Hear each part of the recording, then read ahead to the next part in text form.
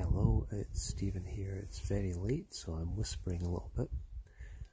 It's after midnight and finally cleared up. So I thought I would come out and have a look at Polaris. Now, apologies for the quality of this. Videoing stars up close is quite difficult. But what we're looking at here is the North Star, Polaris, with its companion, Polaris B, which I hope you can see as a tiny sharp point of light to the lower right of the main star.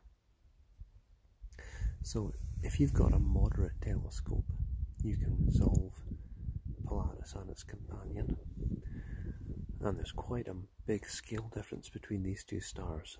So the larger star is about 400 to 500 light years away. Polaris is a yellow supergiant. It's about 20 to 30 times bigger than our Sun, but its companion, Polaris B, that you can see the small sharp point of light, that's about the same size as our Sun. So a lovely binary pair, a large parent and the smaller star.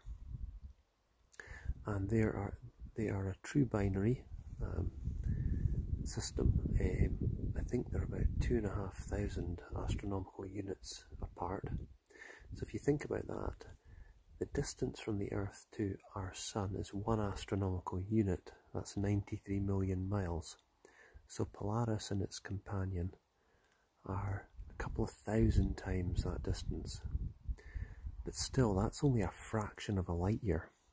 A light year is 66,000 astronomical units.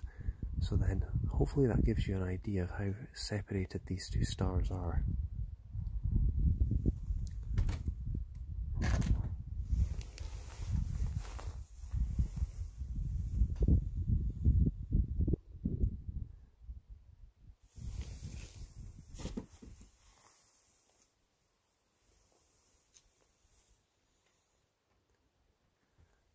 Oh, hi Eric.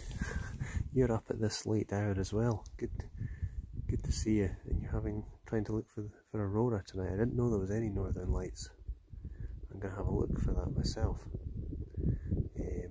Be good to get a heads up, Eric, if you can see Polaris B here.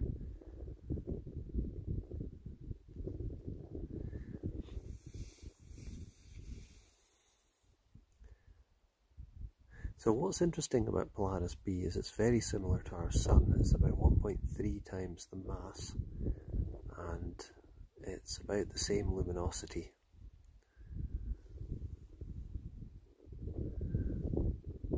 But anyway, I'm quite glad that I was able to image them tonight. It also happens to be very easy to image Polaris because you don't need to align or track anything, because the axis of the Earth points to Polaris. It's the one star in the night sky that doesn't really budge, or at least it shifts by a very small amount. So even if you don't have a tracking telescope, you can stay with Polaris very easily. Yep, that's great to get that confirmation, Eric. Well, thanks for that. So if you've just joined the feed, I see a few more people have come in. We're looking at Polaris, a yellow giant star, and its tiny companion, Polaris B, which is about the size of our Sun. And they're over 500 light years away. Or just shy of 500, I think. I think the latest estimates are 400 odd light years away. So the light you're seeing originated from these stars in the late 1500s. So that's how long the light has taken to reach us. And I was saying earlier, these stars are separated by a tiny fraction of a light year, about 2,500 astronomical units. So well beyond the radius or diameter of our solar system, which going out to the ice giants is only 90 astronomical units or so.